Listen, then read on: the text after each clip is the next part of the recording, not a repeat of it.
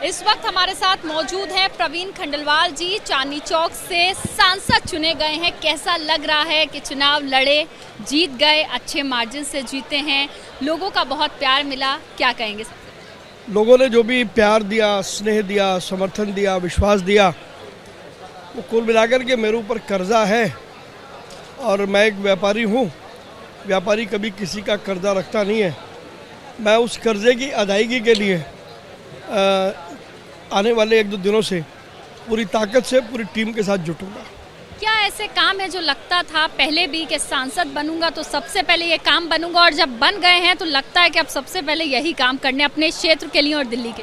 देखिए क्या है, मेरा जो चुनाव क्षेत्र है वो विशिष्ट चुनाव क्षेत्र है। वहाँ यदि चांदनी चौक है, चांदनी चौक की या पुरानी दिल्ली की छोटी छोटी गलियाँ हैं, तो दूसरी तरफ शालीमार बाग, पीतमपुरा है जो पॉश एरिया है। इसके साथ साथ इंडस्ट्रियल एरिया बहुत है और स्लम क्लस्टर भी बहुत है। तो हर समस्या को उसके तरीके से निपटा जाएगा, उसका समाधान निकाला जाएगा।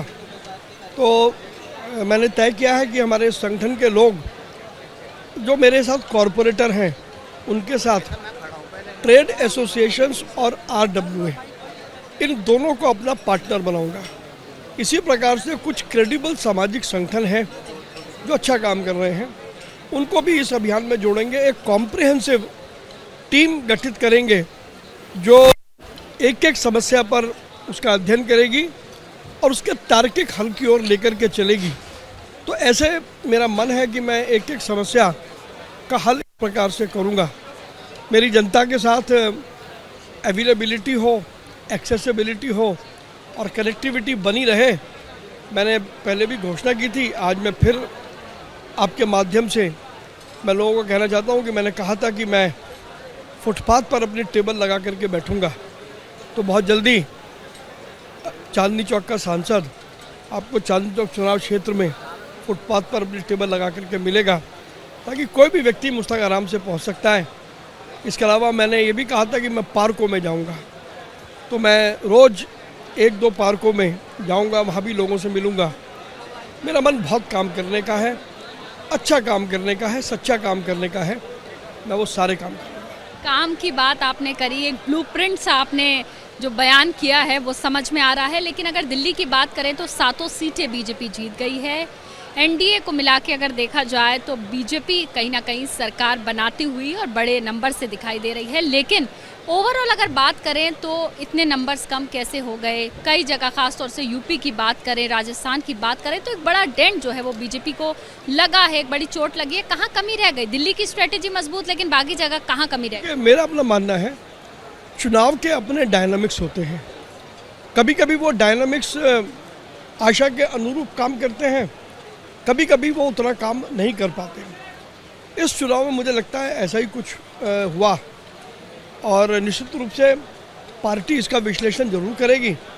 लेकिन ये बात तो तय है कि श्री नरेंद्र मोदी जी के नेतृत्व में एनडीए केंद्र में एक बड़ी सरकार बनाने जा रही है, और हम सब मिलकर के जनता की आकांक्षाओं को, उनकी आशाओं को पूरा करेंगे।